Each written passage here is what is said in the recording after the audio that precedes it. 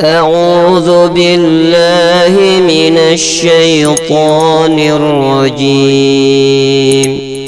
بسم الله الرحمن الرحيم. السلام عليكم ورحمة الله وبركاته. الحمد لله والصلاة والسلام على رسول الله وعلى آله وصحبه wasallam wa ba'du. Saudara kaum muslimin rahimani wa rahimakumullah. Pada kesempatan dan pertemuan kali ini kita akan melanjutkan bahasan kita dari buku Prinsip Dasar Islam yang ditulis oleh Syekh Al-Fadil Yazid bin Abdul Qadir Jawas hafizahullahu ta'ala wa ra'ah. Masih kita pada poin pertama dari prinsip dasar Islam. Kemudian di sini qala hafizahullahu ta'ala, beliau Syekh Yazid hafizahullahu ta'ala mengatakan seorang muslim diwajibkan untuk menuntut ilmu syar'i.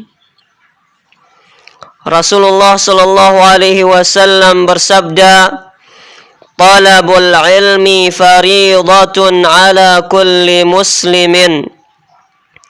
Menuntut ilmu itu wajib atas setiap muslim. Hadisnya sahih, diriwayatkan oleh Ibnu Majah nomor 224 dari sahabat Anas bin Malik radhiyallahu anhu. Kemudian beliau mengatakan menuntut ilmu adalah jalan menuju surga. Rasulullah sallallahu alaihi wasallam bersabda, "Man salaka tariqan yaltamisu fihi ilman, sahhalallahu lahu bihi tariqan ilal jannati." Barang siapa yang menempuh suatu jalan dalam rangka menuntut ilmu, maka Allah akan memudahkan dirinya dengannya jalan menuju surga. Hadis sahih riwayat Imam Muslim nomor 2699 dan selainnya dari Abu Hurairah radhiyallahu anhu.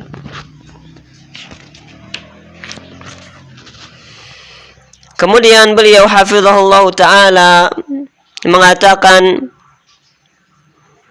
pentingnya ilmu syar'i. Beliau mengatakan, membawakan tentang pentingnya ilmu syar'i. Beliau mengatakan kita dan anak-anak kita akan tetap dan senantiasa ditambahkan ilmu, hidayah dan istiqamah di atas ketaatan jika kita beserta keluarga menuntut ilmu syar'i. Hal ini tidak boleh diabaikan dan tidak boleh dianggap remeh. Kita harus selalu bersikap penuh perhatian, serius, serta sungguh-sungguh dalam menuntut ilmu syar'i. Kita akan tetap berada di atas as-siratal mustaqim jika kita selalu belajar ilmu syar'i dan beramal salih. Jika kita tidak memperhatikan dua hal penting ini, tidak mustahil iman dan Islam kita akan terancam bahaya. Sebab iman kita akan terus berkurang dikarenakan ketidaktahuan kita tentang Islam dan iman. Kufur, syirik, dan dengan sebab banyaknya dosa dan maksiat yang kita lakukan. Bukankah iman kita jauh lebih berharga daripada hidup ini? Dari sekian banyak waktu yang kita habiskan untuk bekerja, berusaha, bisnis, berdagang, kuliah, dan lainnya, apakah tidak bisa kita sisihkan 1/10-nya untuk hal-hal yang dapat melindungi iman kita? Saya tidaklah mengatakan bahwa setiap muslim harus menjadi ulama, membaca kitab-kitab tebal, dan menghabiskan waktu belasan atau puluhan tahun untuk usaha tersebut. Namun, minimal setiap muslim harus dapat menyediakan waktunya 1 jam saja setiap hari untuk mempelajari ilmu pengetahuan tentang agama Islam. Itulah waktu yang paling sedikit yang harus disediakan oleh setiap muslim, baik remaja, pemuda, orang dewasa, maupun yang sudah lanjut usia. Setiap muslim harus memahami esensi ajaran Al-Quran dan As-Sunnah yang sahih menurut pemahaman para salafus salih. Oleh karena itu, ia harus tahu tentang agama Islam dengan dalil dari Al-Quran dan As-Sunnah, sehingga ia dapat mengamalkan Islam ini dengan benar. Tidak banyak waktu yang dituntut untuk memperoleh pengetahuan agama Islam.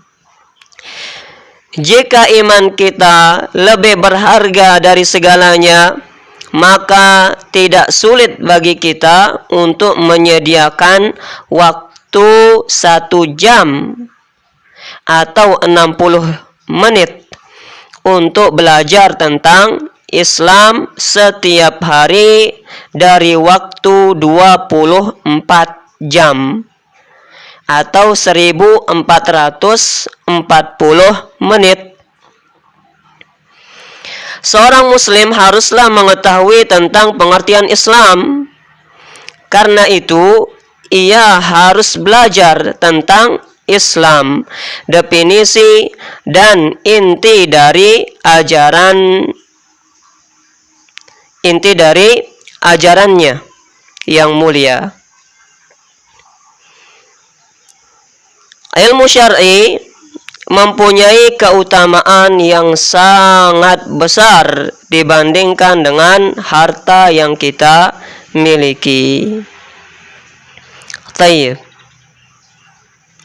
Jadi beliau mengatakan seorang muslim haruslah mengetahui tentang pengertian Islam.